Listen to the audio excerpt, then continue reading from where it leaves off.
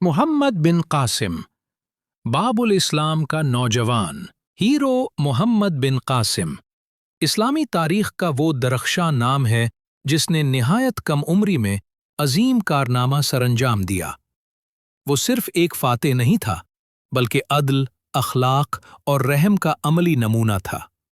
محض 17 برس کی عمر میں اس نے سندھ کی سرزمین پر اسلام کا پیغام امن کے ساتھ پہنچایا اور تاریخ میں ہمیشہ کے لیے امر ہو گیا۔ پیدائش اور ابتدائی زندگی۔ محمد بن قاسم کی پیدائش 695 عیسوی کے قریب طائف میں ہوئی۔ وہ قبیلہ بنو ثقیف سے تعلق رکھتے تھے۔ ان کے چچا حجاج بن یوسف بنو امیہ کے ایک طاقتور گورنر تھے۔ اگرچہ حجاج سخت مزاج تھے مگر محمد بن قاسم کی تربیت میں انہوں نے خاص توجہ دی۔ بچپن ہی سے محمد بن قاسم سندھ پر حملے کا پس منظر، عرب تاجر بحری راستوں کے ذریعے سندھ آیا جایا کرتے تھے۔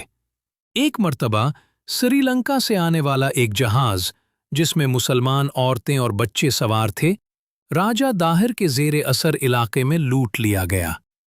جب حجاج بن یوسف نے راجہ داہر سے قیدیوں کی رہائی کا مطالبہ کیا تو اس نے انکار کر دیا۔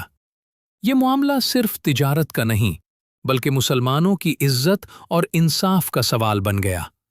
بالآخر فیصلہ ہوا کہ سندھ کی طرف لشکر روانہ کیا جائے اور اس عظیم ذمہ داری کے لیے محمد بن قاسم کو منتخب کیا گیا جو اس وقت صرف 17 سال کے تھے۔ سندھ کی جانب روانگی۔ محمد بن قاسم نے تقریباً 6000 سپاہیوں کے ساتھ سندھ کی طرف سفر شروع کیا۔ راستے میں انہوں نے سختی سے حکم دیا کہ کسی بے گناہ پر ظلم نہ کیا جائے، کسی عبادت گاہ کو نقصان نہ پہنچایا جائے اور کسی کو زبردستی مسلمان نہ بنایا جائے۔ وہ فرمایا کرتے تھے، ہم فتوحات کے لیے نہیں، انصاف کے لیے نکلے ہیں۔ دائبل کی فتح۔ سندھ کا پہلا بڑا شہر دائبل تھا جو موجودہ کراچی کے قریب واقع تھا۔ یہاں ایک مضبوط قلعہ اور ایک بلند مندر موجود تھا جس پر سرخ جھنڈا لہرا رہا تھا۔ محمد بن قاسم نے حکم دیا کہ جب تک وہ جھنڈا گرے گا نہیں، حملہ نہیں کیا جائے گا۔ بالآخر جھنڈا گرا، حملہ ہوا اور دائبل فتح ہو گیا۔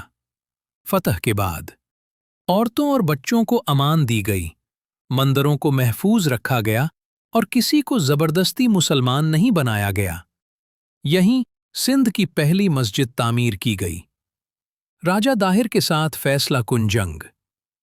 دائبل کے بعد محمد بن قاسم کا مقابلہ راجہ داہر سے راوڑ کے مقام پر ہوا۔ راجہ داہر کے پاس بڑی فوج اور جنگی ہاتھی تھے مگر اس کے لشکر میں نظم و ضبط نہیں تھا۔ شدید جنگ کے بعد راجہ داہر مارا گیا اور اس کی فوج شکست کھا گئی۔ اس فتح کے بعد سندھ کے بڑے حصے اسلامی حکومت کے زیر نگیں آ گئے۔ عدل اور رواداری۔ محمد بن قاسم کی سب سے بڑی خوبی ان کا عدل و انصاف تھا۔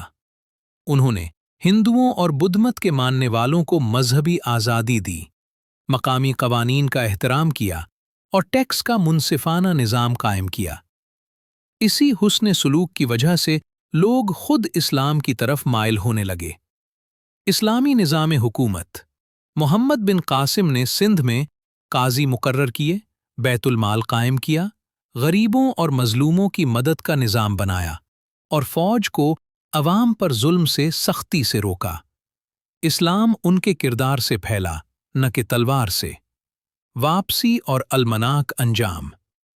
جب خلیفہ ولید بن عبد الملک کا انتقال ہوا اور سلیمان بن عبد الملک خلیفہ بنے تو سیاسی مخالفت کی بنا پر محمد بن قاسم کو واپس بلا لیا گیا۔